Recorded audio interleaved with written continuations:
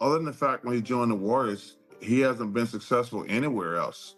And I don't hold that against him, but he wants to be considered in that list. He's not on that list. He wants to be like, wow, he's not in the GOAT conversation, because you're not, plain and simple. Charles Barkley and Kevin Durant have been wrapped up in one of the most awkward and heated basketball debates of this era. Not about who can hoop better, but about what real greatness is supposed to look like. The whole clash resurfaced in October 2025 when Durant used Netflix's Starting Five documentary to finally respond to Barkley's famous Bus Rider label, dropping an emotional breakdown about sacrifice, ego, and pressure that he clearly felt people kept ignoring. On paper, the debate shouldn't even exist. Mount Rushmore. You have to be a bus driver. You can't be a bus rider. Kevin Durant is still a bus rider until he wins one in Brooklyn. And fans still can't believe it keeps coming back. Barkley played 16 seasons with no championship, while Durant has 2 rings and 2 finals MVPs, and somehow Barkley still stays ahead in public opinion like he's the one with the trophies. But that's only because this fight has never really been about hardware.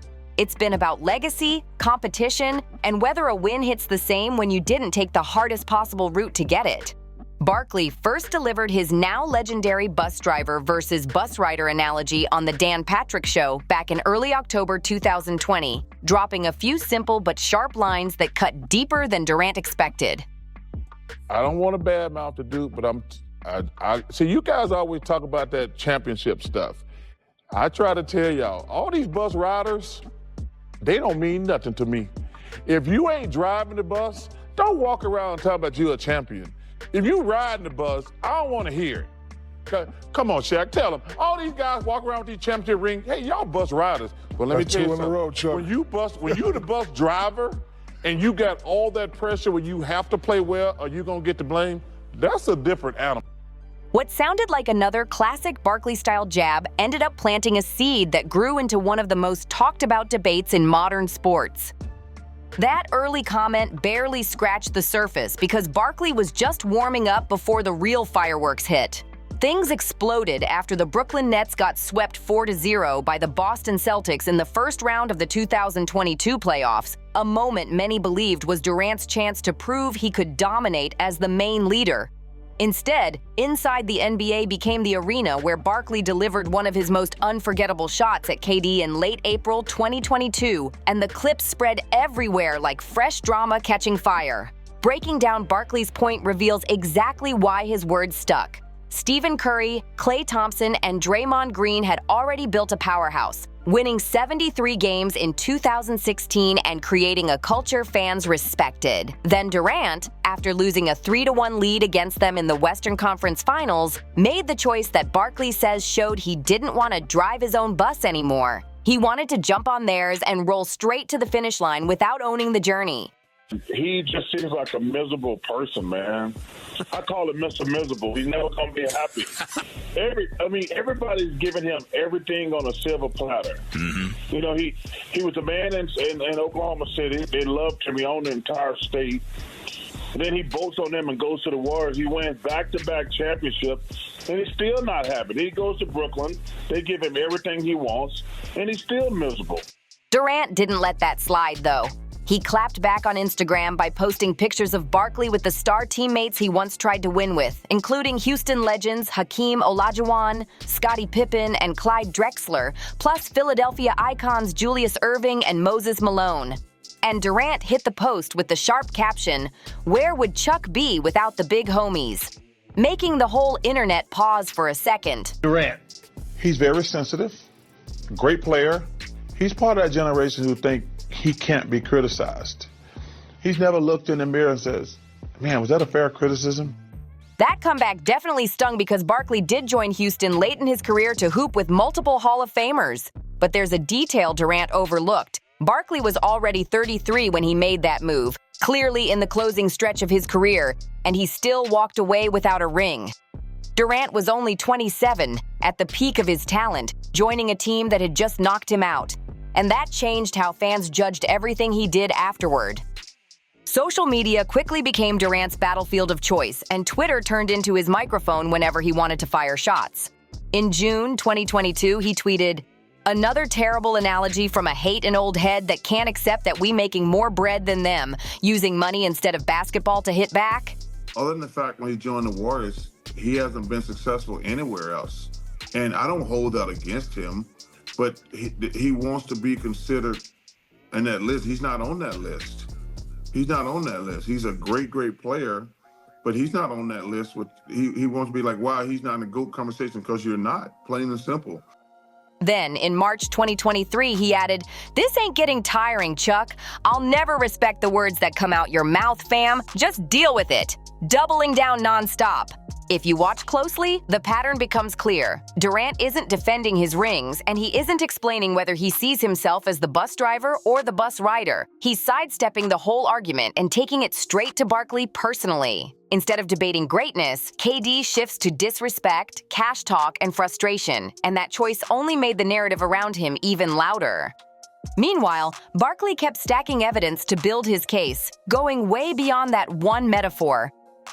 In August 2022, during an appearance on Arizona Sports 98.7 FM, he delivered another heavy blow when he labeled Durant Mr. Miserable, a nickname that made headlines instantly because of how boldly he said it.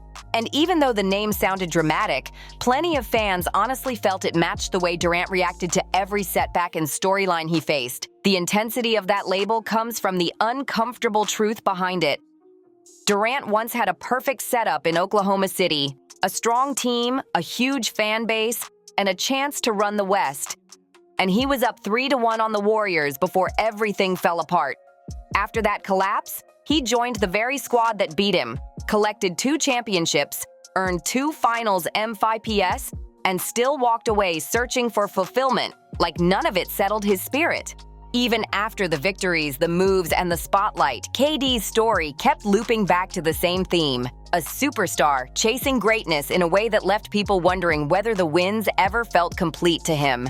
CBS 60 Minutes gave Barkley yet another national spotlight in late March 2023, and he used it to push his message even harder. He doubled down, claiming Durant spends too much time on Twitter arguing with random high schoolers, running burner accounts to defend himself, and hopping on podcasts to explain why people don't get him, something Barkley said legends like Michael Jordan and Kobe Bryant never had to do. Then came another tough moment during the All-Star broadcast on True TV in mid-February 2024, where analysts added fresh heat to the debate. One voice said, "No disrespect to Kevin. Kevin's a follower. He's not a leader. He's proven that on all his stops." Before adding that Devin Booker would have to be the one to push the Suns to the next level, not KD. But the twist hit fast. The Suns got swept in the first round of the 2024 playoffs, then missed the postseason entirely in 2025. And when the Outkick show dropped its take in May 2025, it felt like the argument reached its sharpest point yet. They listed every major stop Durant made: Oklahoma City losing in the finals, Brooklyn getting swept, Phoenix getting swept, then missing the playoffs, and concluded the only time KD won big was when he joined a 73-win Warriors squad that was already a powerhouse. For years, Durant never directly addressed the heart of Barkley's criticism, until Netflix released Season 2 of Starting 5 in October 2025. The documentary finally gave him a full platform to defend himself, and he unleashed a passionate message. "I'd done rode the bus, I'd unfilled the gas tank up, I was the gas, I was the wheels, the axle, the brakes, all the different given parts. I was at the back of the bus. I played every role for that team," he said, claiming he wasn't just riding with the Warriors, he was the whole bus. Durant didn't stop there, though. He turned the conversation straight toward Barkley's character. He said Barkley never knew what it's like to remove your ego so you can go out there and help a city or town win a championship. Before adding, it was all about him, his whole life, his whole career. His whole life is all about how he feel, how he want to talk, how he can say anything to anybody. "'Cause I'm Charles Barkley. I can say whatever." Durant's frustration came through loud and clear. But this is exactly where KD's argument starts to wobble, because accusing Barkley of not sacrificing for a title doesn't land when Barkley never actually won one. And by Barkley's own definition, real sacrifice would have meant Durant staying in Oklahoma City and beating the Warriors, not joining them after they took him out of the playoffs. When you line up the resumes, Durant's numbers shine in almost every category. He has 2 NBA championships with Golden State in 2017 and 2018, both with Finals MVP awards where he averaged 35.2 points in the first run and 28.8 points in the second. He's got a regular season MVP from 2014, 15 All-Star selections from 2010 to 2025, 4 scoring titles, including becoming the youngest scoring champ ever at 21, 11 All-NBA selections, and 4 Olympic gold medals, the most ever in men's basketball through December 2025.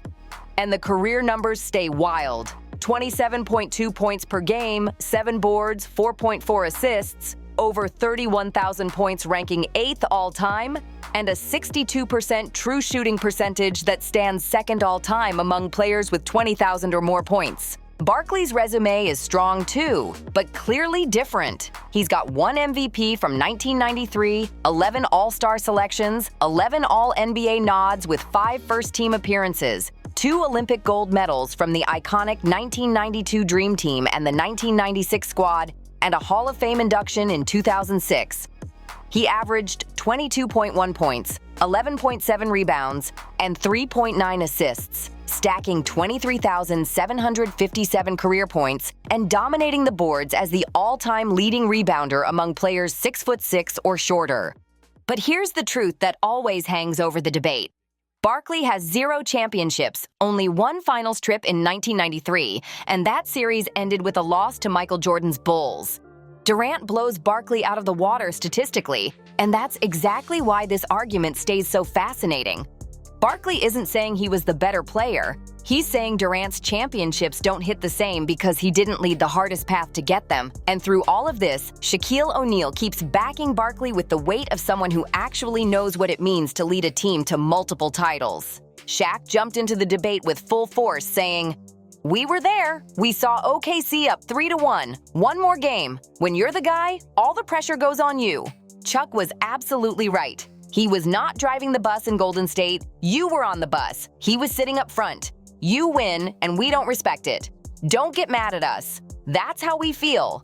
Hearing Shaq say that hit different because he lived the pressure he was talking about. Shaq's words landed heavy because he has 4 NBA championships, and he was the bus driver for 3 of those Los Angeles rings. He knows exactly what it takes to carry a franchise, and when he says Durant didn't have that burden with Golden State, a lot of fans feel like it comes from real experience, not just tough talk. That's why his voice adds weight to the entire conversation. Tyrese Halliburton represented the new generation in starting 5, calling Durant a legend in our game, one of the greatest ever who deserves statues at both OKC and Golden State. His respect shows how many younger players look at Durant with pure admiration, which creates a huge contrast between the new school and the older legends who judge KD's path completely differently. This divide is exactly what gives Barkley's argument power, especially when you look at Durant's record outside of Golden State.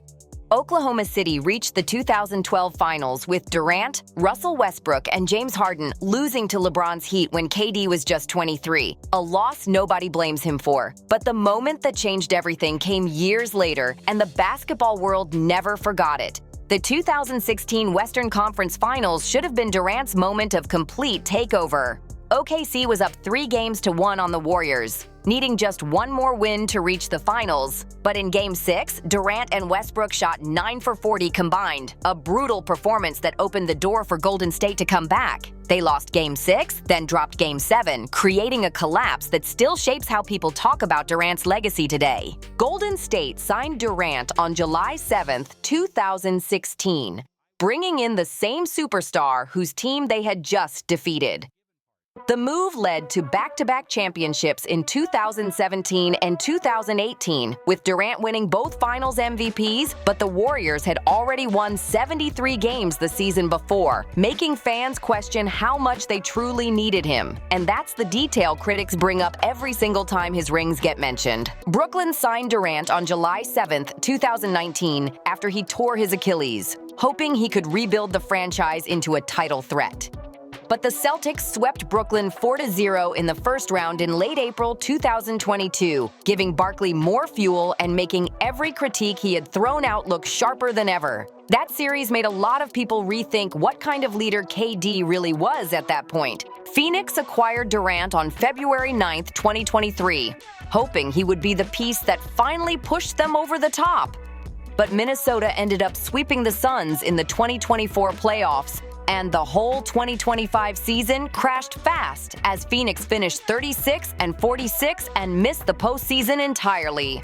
Durant's season-ending ankle injury in late March made things even worse for a team already struggling to find direction. Houston picked up Durant on July 6, 2025, giving him one more chance at 37 years old to show he could win as the clear bus driver. But the history remains hard to ignore. One finals appearance in Oklahoma City that ended in a loss, 0 playoff breakthroughs in Brooklyn, 0 in Phoenix, and the only championships of his career coming with a Warriors team already built to dominate without him. And that brings us to the uncomfortable question, how can a player with 0 rings criticize a player with 2? The answer sits at the core of how we define greatness. Barkley isn't arguing he was better than Durant. He's arguing that if you want to enter the GOAT conversation, your championships have to come from leading the charge, not joining a ready-made powerhouse through free agency. Barkley was the main force on every squad he ever suited up for, no question about it. Philadelphia built the franchise around him. Phoenix watched him win MVP and carry them to the finals as their clear leader, and Houston only brought him in when he was past his prime to help, not to command the whole team. He never won a championship, and he never pretends to be some all-time title king, but he always says he played the game the right way, fully owning his path. Durant, on the other hand, wants a different kind of legacy. He wants the Golden State Championships to count as major accomplishments, but he also wants people to see him as someone who did things on his own terms. You can't have both identities at once, and that's where the friction keeps building. Either those Warriors rings count and you accept the idea that you were Robin to Steph's Batman, or you admit they came from joining a super team and keep pushing to win one as the uncontested #1 option. Now in Houston, as of December 2025, Durant finds himself in a fresh chapter with huge expectations surrounding him. The Rockets sit at 15-5, holding second place in the Western Conference, and Durant hit the 31,000-point milestone on December 5, 2025, dropping 28 points against Phoenix in a strong 117-98 win. Through 19 games, he's averaging 25.3 points on 50.5% shooting, showing he can still perform at a high level even at 37 years old. The Rockets are a young, talented squad with real championship dreams, giving Durant the perfect stage to prove Barkley wrong once and for all. This is his chance to lead a team from the front, be the true bus driver, and silence that conversation for good. But if things go sideways, if Houston flames out early, or Durant gets hurt, or they fall short when it matters, the argument shifts instantly in Barkley's favor, locking his point into place. If that happens, the story becomes undeniable. Durant retires as a player who won 2 rings as a sidekick and couldn't lead any other team to major success.